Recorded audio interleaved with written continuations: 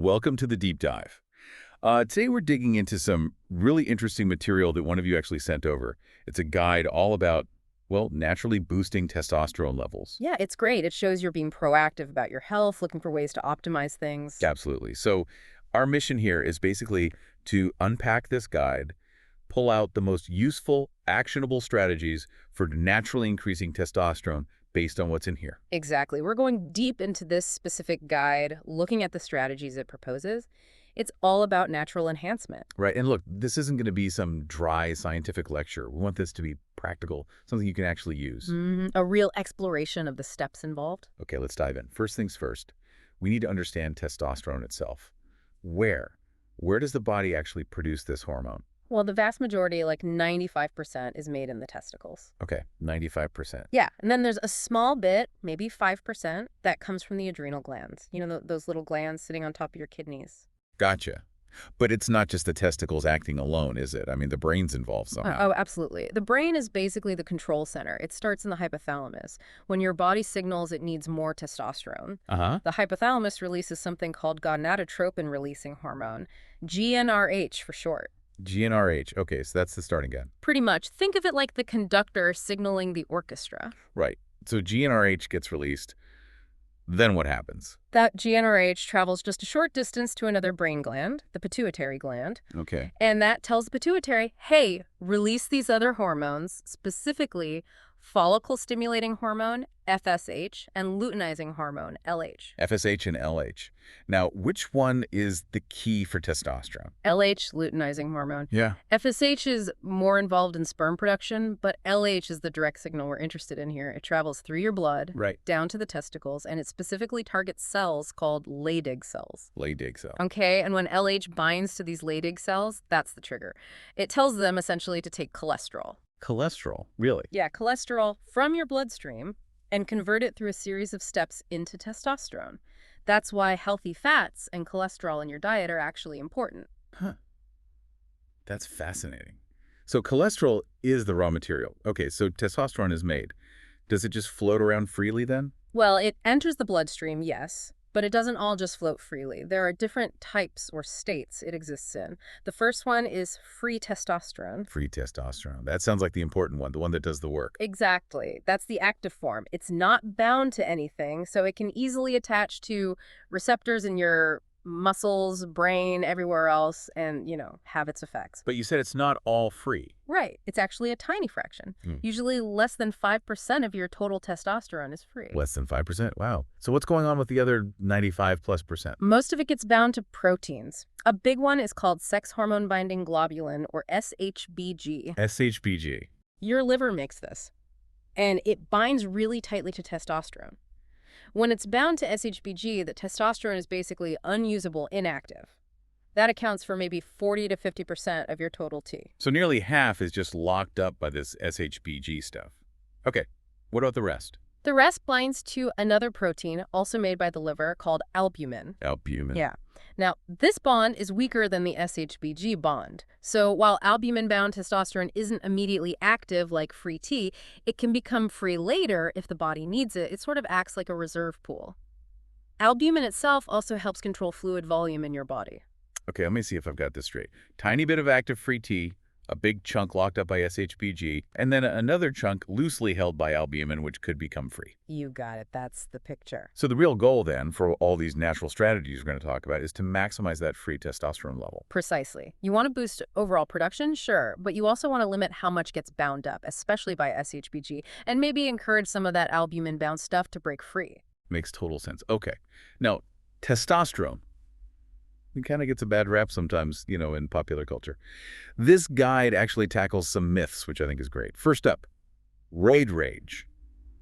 Does naturally increasing T cause that? Right. That's a big one. But the guide is pretty clear.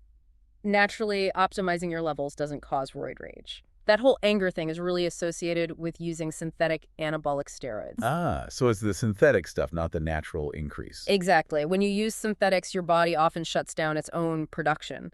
The guide suggests that irritability people sometimes see might actually be linked to that disruption, maybe even low natural T levels after stopping the synthetics, which can cause issues like depression that might manifest as outbursts. It's the hormonal chaos, not just high T. That's a really important distinction. Yep. Okay, another myth the guide hits. Does higher natural testosterone make people act like bullies or behave unethically? Again, the guide says there's just no solid science linking naturally healthy testosterone levels to that kind of negative behavior. In fact, it points to some studies suggesting the opposite, that optimal levels might be linked to more positive social outcomes, even things like social success.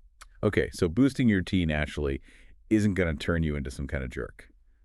Good to know. All right, we've busted some myths. Let's talk about the good stuff.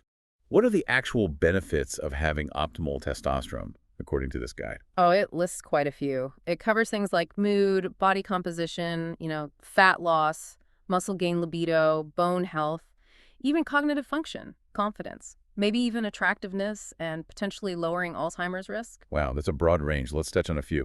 Mood, how does T affect how we feel? Well, the guide mentions studies linking low T to depression. It suggests that optimizing levels can help fight off depressive symptoms and promote a more positive outlook, basically feeling better emotionally. That's huge. What about body composition? Losing fat, gaining muscle? Definitely. The guide explains that low T can mess with insulin sensitivity and fat metabolism, making you store more fat. And interestingly, body fat itself can convert testosterone to estrogen, which isn't ideal. A vicious cycle, huh? Kinda, yeah.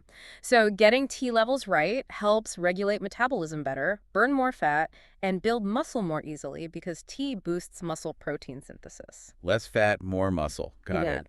And libido and erections. Seems pretty direct. Very direct. Low T is a super common cause of low sex drive. The guide says optimizing T can restore libido and also improve erection quality and function. Good to know. Okay, bone health, maybe not the first thing people think of. Probably not, but it's crucial long term. Testosterone helps with bone mineralization, making bones denser and stronger. Super important for preventing things like osteoporosis later in life. Right, keeps you strong as you age. And cognitive function, like thinking clearer. Yeah, the guide links optimal T to things like better mental clarity, memory, recall, concentration, feeling sharper, basically. It also notes this might be partly because you're sleeping better and eating better, too, which often go hand in hand with these strategies. Makes sense. Less brain fog and confidence. Studies suggest a link. Whether it's the hormone itself or just feeling better physically and mentally, optimal T often leads to a noticeable boost in self-confidence. Okay. And it even mentioned attraction. How does that work? Well, partly it's the physical changes, leaner physique, more muscle, better posture maybe, plus the confidence. But the guide also kind of hints at pheromones, like in the animal kingdom, though human research there is still developing. But basically, looking and feeling your best tends to be attractive. Fascinating. And the potential Alzheimer's link. You said that's early research. Very early, yes. Yeah. But some studies suggest low T might be a risk factor, and some animal research showed increasing T slowed disease progression in mice. It's just a potential long-term benefit. The guide flags definitely needs more research. Something to keep an eye on. And it even threw in bonuses, like a healthier heart and maybe getting six-pack abs. Yeah, because the lifestyle changes better diet, exercise are great for your heart, and obviously less fat and more muscle makes getting visible abs much more achievable. Okay, the benefits are clear. Let's get to the how. The guide lays out 9 strategies to, quote, naturally triple your testosterone. Bold claim. Strategy 1, improve and increase sleep, aiming for 7-9 hours. This is absolutely foundational. The guide really hammers this home. Most of your tea production happens while you sleep. Right. So if you consistently skimp on sleep, you're directly hurting your production. Simple as that. Even mentions research showing how bad sleep messes up all sorts of bodily functions, hormones included. It's not just feeling tired, it's actually impacting hormone levels. Exactly. The guide gives some great practical tips too, like writing a to-do list before bed to clear your mind. Oh, I like that. Yeah, or reading fiction for maybe 20 minutes, non-stressful stuff. Making the room super dark, like blackout blinds dark. Total darkness, yeah. Controlling noise, maybe using ambient sound like gray noise or rain sounds. Getting the temperature right for you. And regular exercise, especially resistance training, which we'll get to, also improves sleep quality. Okay, so sleep is huge. Strategy number 2, increase your intake of healthy fats, natural saturated and unsaturated fats. Right, this might sound counterintuitive to some old school diet advice, but remember how testosterone is made from cholesterol? Yeah, you mentioned that. Well, dietary fat is crucial for providing that building block. The key, and the guide stresses this, is natural fats, not trans fats. Think avocados, nuts, seeds, olive oil, fatty fish, grass-fed butter. So good quality fats. Exactly. And the guide says this can improve cholesterol profiles, boost energy, and yeah, spike testosterone. Nelly. It does give some rules, though, like you should be exercising regularly, especially lifting weights, stick to whole natural foods, avoid preservatives, and limit alcohol, especially beer. Right, so it's part of an overall healthy lifestyle, not just eating more bacon randomly. Precisely. And interestingly, it also mentions that healthy fats might help lower that SHBG protein we talked about. Oh, so it could free up more testosterone too. Potentially, yeah. More free tea. Cool. Okay, strategy 3 builds on that. A clean diet, focusing on whole, natural foods. This really goes hand in hand with the healthy fats. Basically, ditch the processed junk.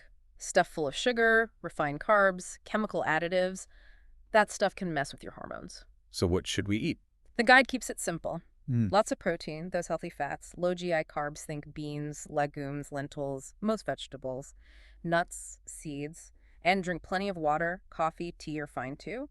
Avoid sugary drinks, processed cereals, white bread, pasta, prepackaged meals. Got it. It gives those simple meal formulas too, right? Like protein plus veg plus fat or carb. Yeah, P plus V plus F for C for most meals. And it suggests P plus F, protein plus fat, for breakfast might be a good idea. And the hand portion guide, I like that. Super practical. 1 palm of protein, 1 fist of carbs, maybe 2 around workouts, 2 fists of veggies, easy visual. Nice. It also mentions cheat days. Strategically, though. Yeah, acknowledges that being super strict forever is hard. Suggests maybe 1 cheat day a week can be good socially, helps with muscle recovery, might even give metabolism a little kick, especially if you do HIIT. It suggests following it with fasting, which is another strategy later. But again, watch the alcohol on cheat days. Sensible approach. Yeah. Okay, strategy 4. Strategic supplement use.